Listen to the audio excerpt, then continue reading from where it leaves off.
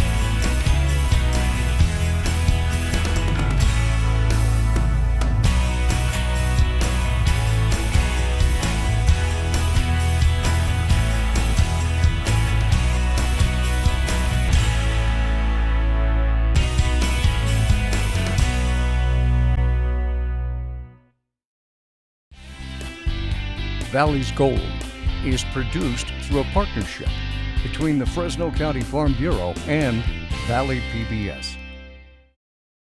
Production funding for Valley's Gold is provided by Everyone enjoys getting together to laugh, to talk, and mostly to eat. It sounds so simple, but the reality is that it takes a lot of hard work to feed us. The next time you sit down to eat, remember to thank our farmers. Garge Italian Incorporated since 1949 at 800-696-6108. The Myers Water Bank and Wildlife Project, a water resource and education program, providing an educational experience that teaches students in the Central Valley about water and wildlife. For more than 60 years, Brandt has been a major supplier of agricultural specialty products. Formerly Monterey Ag Resources, Brandt provides sustainable solutions for both conventional and organic growers. Brandt, we're proud to call the Valley home. I'm in western Fresno County at Clark Brothers Farming. With me I have Andrew Clark. Andrew, thanks for joining me. Glad to be here. Well, first let's begin with the family history in farming here in California. Okay, we've been farming since the mid-60s. Originally in 1958, my father graduated high school and got a D8 tractor and started leveling land. His brother graduated the year after. They alternated semesters. One would drive a tractor while the other one would go to school. And they developed and leveled a lot of land around this valley. And in the mid-60s, they bought their first ranch in Arizona and then moved to California to buy a ranch in the late 60s. In fact, this ranch that we're on now was one of the earlier ranches that they bought in 68, I believe. Okay. And today, what type of crops do you guys grow? Today we are all row crops: tomatoes, garlic, onions, cotton, alfalfa, wheat. Great. Okay. And we're here talking specifically garlic today, and it happens to be harvest time. So we're going to learn everything and anything there is about garlic. And let's begin with, when do you plant garlic? Garlic is a winter crop, and we plant, this particular field that we're in right now was planted November 1st of last year. So November 1st of last year, and now you're harvesting in September. So yes, it's a 12-month crop. By the time you pre-irrigate, list up the ground, work the ground and plant, to the time you harvest, you're in the field for about 12 months. Wow, okay. And when you talk about planting garlic is a little bit different than a lot of other crops we have.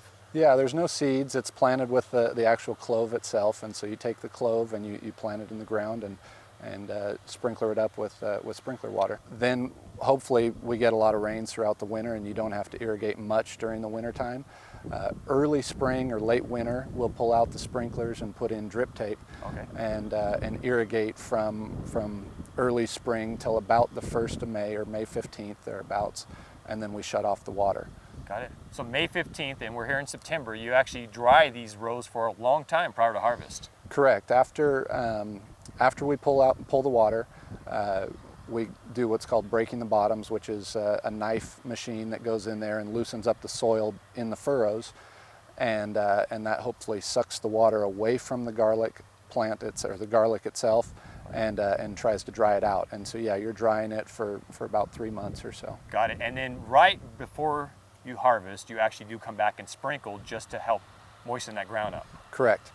We give it about a 4-hour shot of water, which is just enough just to get the top surface soil moist, so the ground is nice and moist, so the diggers can come in and get it out of the field. Great. And specifically, we're talking garlic that goes towards dehydrator purposes today, but there is a little bit slight difference between use for dehydrators and use for the fresh market, and really that just comes down to harvest. Correct, for the most part. We are, for dehydration, we are 100% mechanical harvesting. So everything from the digging to putting it into the bins is done by a machine.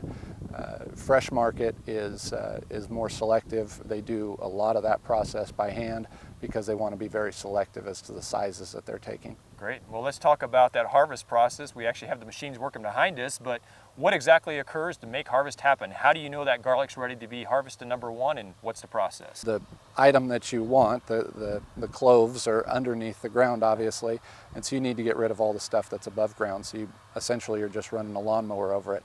You do that usually about 2 to 3 times. Okay.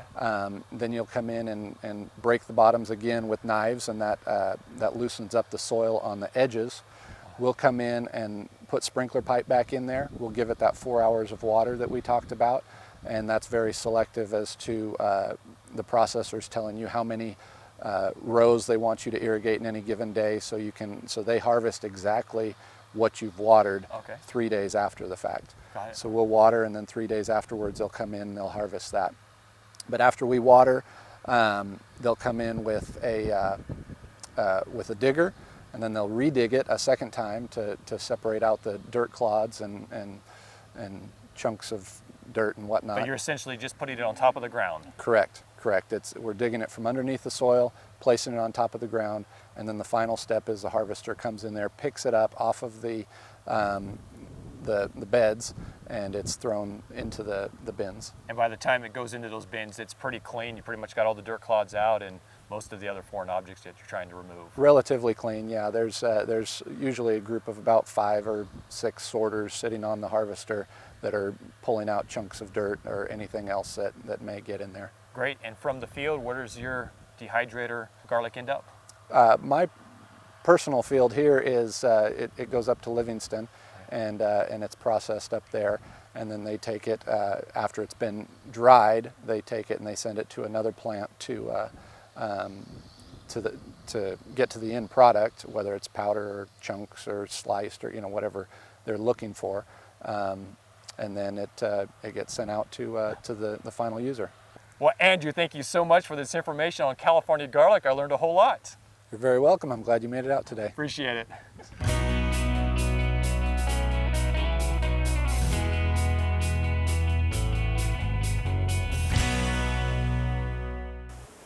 Dealing with pests is an important part of California agriculture. Thankfully, we have people like Bob Ean, who is in charge of the California Garlic and Onion Research Advisory Board. Bob, thanks for joining me. Yep, thank you very much, Ryan. Well, Bob, you're in charge of an organization that deals with pests and specifically 2 commodities. Tell me about it. Well, we're a research advisory board set up under the auspices of California Department of Food and Agriculture. Well, fantastic. Well, how'd you get involved in dealing with pests, specifically with garlic and onions? I worked for an ag chem company for 25 years, was asked to move back to Philadelphia, and decided with family and kids here that I wasn't going to go east. So we stayed west, and I've always been involved in production agriculture. We grew up on a farm. So on the garlic side, you're actually dealing with both processing and fresh garlic, and then when it comes to the onion side, you're doing just the dehydrator stuff? Just dehydrator only, because the whole marketing order was triggered by a disease called white rot that's infected the west side. In fact, it's got started over in the Salinas Valley, was brought in, which I'm sure it was brought in by seed stock, and we've moved it around. It's a terribly resistant little organism. It's called Sclerotonium septivorum. It lasts in the soil. We know it lasts in the soil 20 years. We have documentation. Wow. We believe it's lasted in the soil 30 years. So it can sit and wait. It looks like a poppy seed.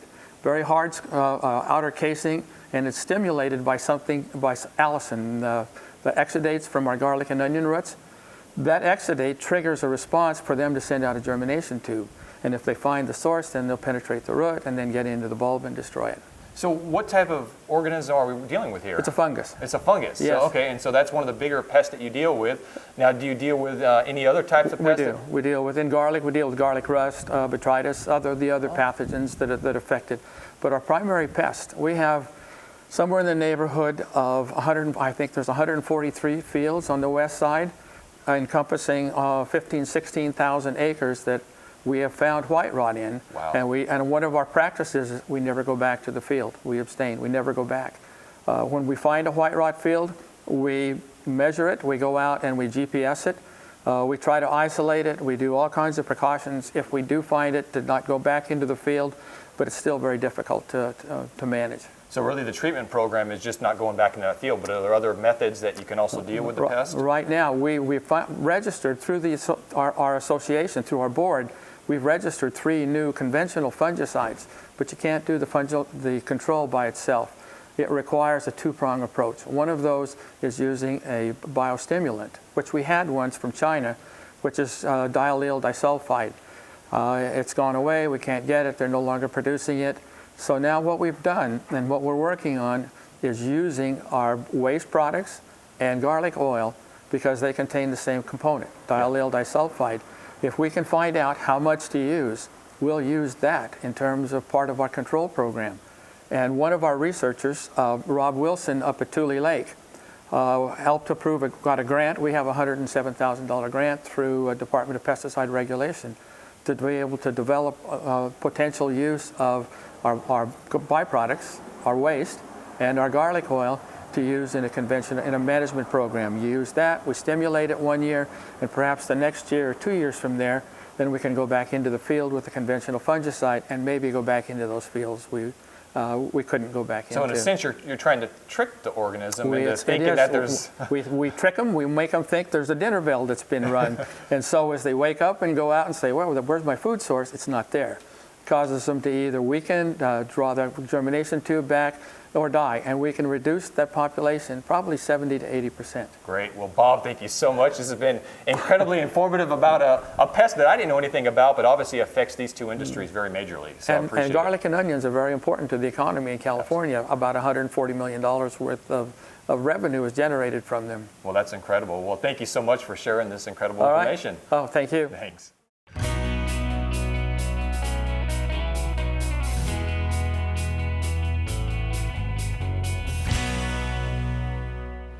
I've traveled over to Gilroy to meet up with a company whose name is synonymous with garlic, Christopher Ranch. With me I have owner Bill Christopher. Bill, thanks for joining me. Good, thanks for having us. Well, let me begin with, tell me the history of this wonderful operation. Well, the business here at Christopher Ranch started back in 1956. My dad grew about 10 acres of garlic, and we've just kind of expanded on that ever since. And you guys are worldwide known. I mean, your name is synonymous with the garlic.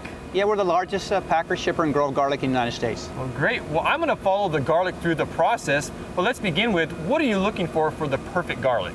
Is there a characteristic that you're really looking for? Well, there's no actual perfect garlic. The perfect garlic is in the flavor, is in the taste. Okay. Here at Christopher Ranch, we'd like to grow nice, big, round bulbs that have nice sized cloves, so they're easy to work with, easy to chop, easy to crush. It just makes it a lot easier in the kitchen for you. And there's a lot of different varieties you're working with too, correct? Yes, we work with California early, California late variety mostly, but there's other seeds too. Like I say, it's all what your palate enjoys. Great. Where do you source the garlic from? Yeah, our garlic is grown mostly over in the San Joaquin Valley, and also in the Salinas Valley, and also here around Gilroy. Okay. And when you start with the receiving process, when it comes onto the campus here at Gilroy, what goes on?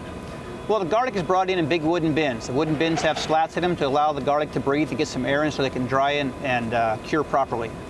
Okay, and then when it comes to the processing side of things, how long will that garlic stay here before it goes through the processing line? Some will get processed right away. Others will go into controlled atmosphere storage and be processed throughout the whole year. Okay, and that processing line consists of what things do you have to do to make sure that garlic ends up in a product? Well, for fresh garlic bulbs, that'll go through our packing sheds, and their garlic is sized all by computer. It goes on a little cup. The computer decides how much weight it is. That way we have our customers that order 4, 5, 6 count per pound garlic. They get exactly what they want. So you're packing to the customer specifications? Exactly. Okay, and then for the other lines? Then the garlic that's not #1 quality for that, we may take that and crack it, and it turns into beautiful cloves. And we'll take those cloves over and peel them, and then you'll get fresh peeled garlic. In fact, I had an example of that here. This is one of your products, which that's just the fresh clove that's been peeled there already. Exactly, and that's ready to use. It's extremely popular with the restaurants, so they don't have to have extra labor in the kitchen to peel the garlic. The flavor is just as good as it is in a regular bulb, and it's just easier to use. Well, absolutely. Now, when we talk about the practices that you employ here, you're very proud of the green practices and what you guys are able to do as far as recycling and being able to be a lot of self-sufficiency here. Sure, absolutely. All of our boxes, 90% of our boxes are recyclable.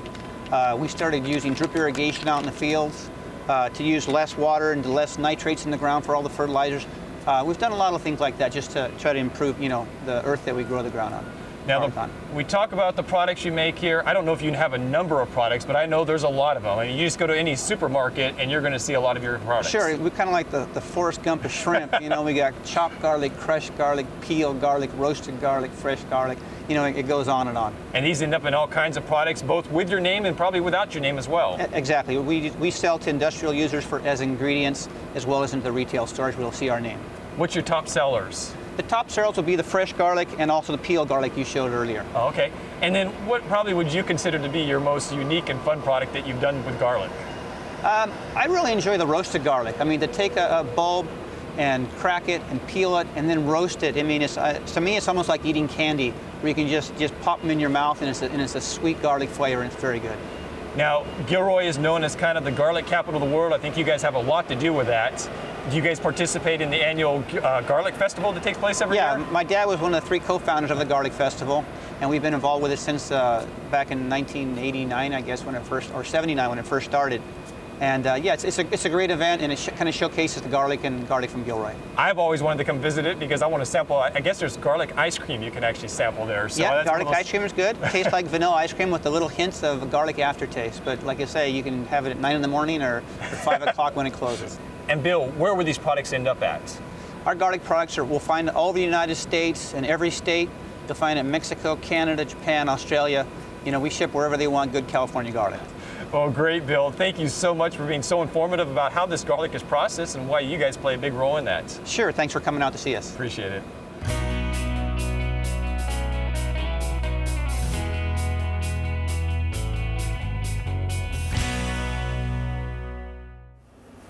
I've ended up at the Save Mart Center to meet up with Fresno State's executive chef, Erick Debaude, and his sous chef, Bryan Kramer. Thanks for joining me, guys. Thanks for having us. Well, I want to begin with, can you guys tell me a little bit, how'd you get involved in the chef industry, as well as how'd you end up here at Fresno State? Erick, let me start with you. Well, I was born in Paris, France. I grew up, my parents own a restaurant, so I live in a restaurant.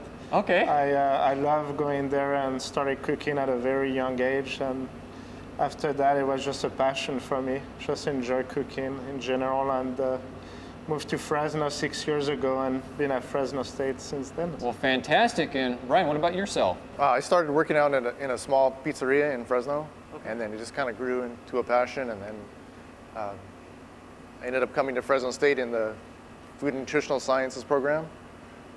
And you've been here at actually Fresno State for a number of years. Yeah, like 14 years. Wow, that's awesome.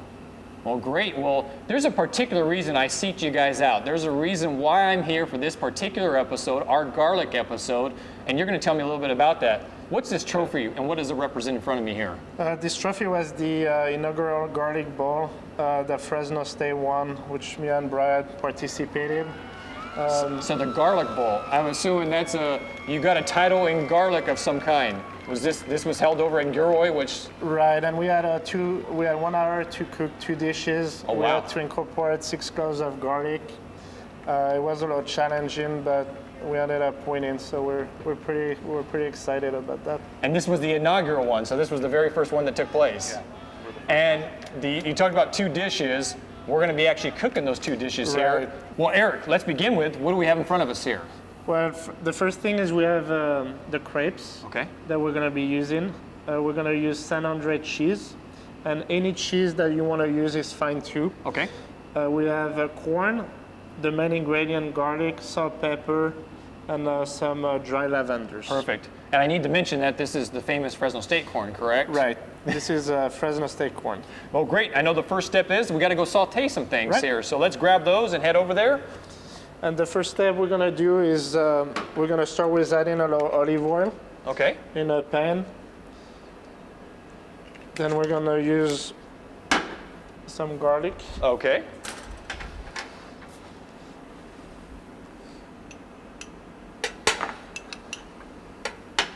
Now, in this type of dish, can you overdo the garlic?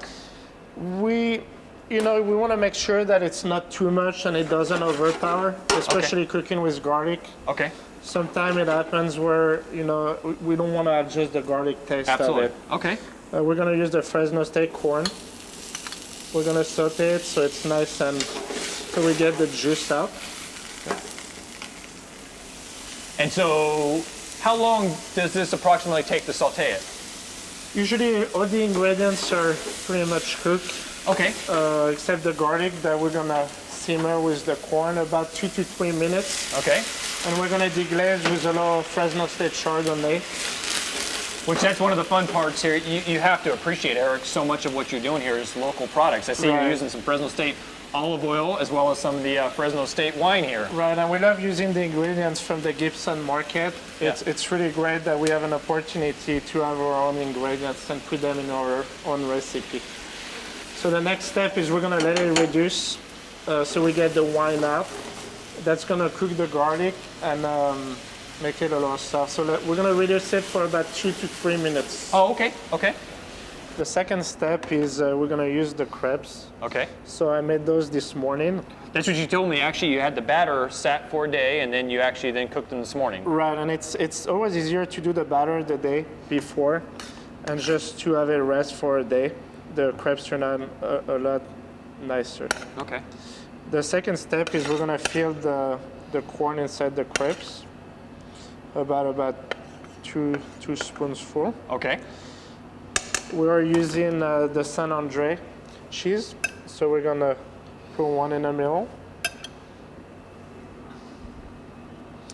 And then we're going to wrap up the crepes and flip them just really gently so they don't break. You open, I assume that's pretty easy to do with these. Right. And the next step, maybe a little bit more difficult, is we have those fresh chives. Okay. And you're going to wrap them around, aren't you? Right, we're going to wrap them around and try to tie a little knot. And we're going to bake it in the oven for 2 to 3 minutes.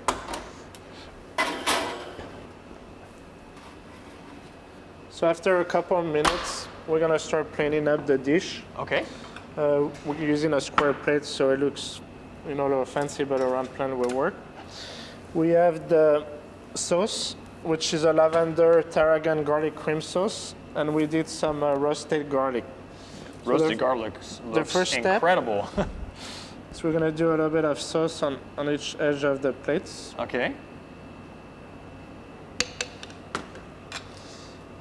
And the second one is we're just going to grab the crepe really gently. Okay. And we did the roasted garlic in oil. That's another way we can roast the garlic, and we're going to put it as a garnish on top, just like that. Just like that. There, so I'm going to give this a try.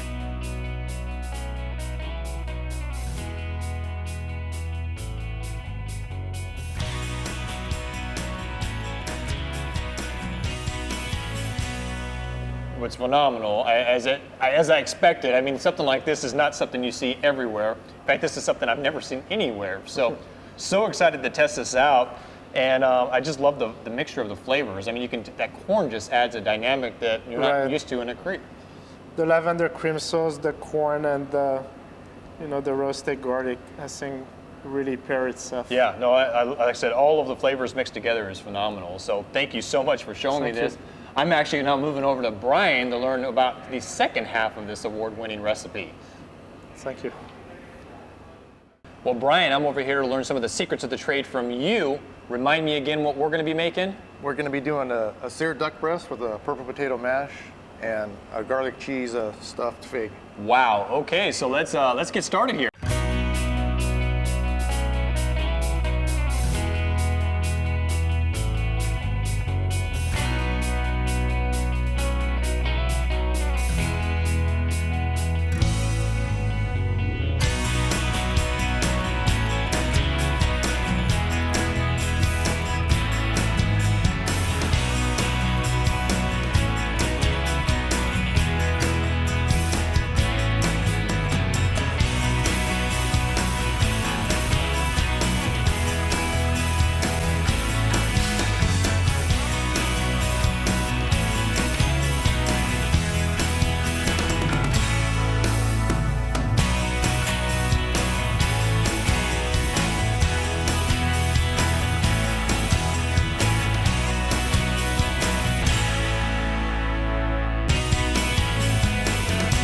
We got a fabulous dish in front of us here, which you're telling me is not too hard and difficult to make at home, but I would kind of disagree. That looks gorgeous. So I'm very impressed how that looks there. And I think the most important part of the show is I got to give this a taste here. But there's so many different segments of it. I'm going to go ahead and start with the duck, because obviously that's, I guess, the main entree here. Try the duck and then the potato next, I think.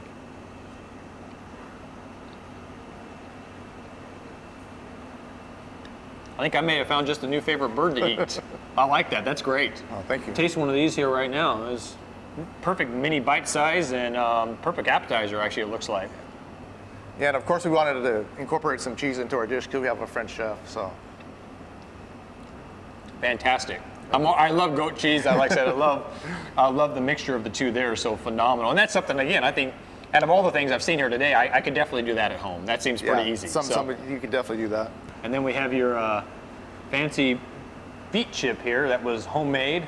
Right, get a little contrast to the duck. Get a little bit of that colored mashed potato on there. It's just such a pretty addition to that plate there. Yeah, then a lot of what we were doing here to go to the garlic festival is to kind of promote Fresno State products. Yeah. So. Well, Brian, I want to thank you and Eric so much for showing me the ropes on some fancy dishes here made with San Joaquin Valley products. Oh, you're welcome. Thank you. And I hope all of you will join me next time for more Valley's Gold.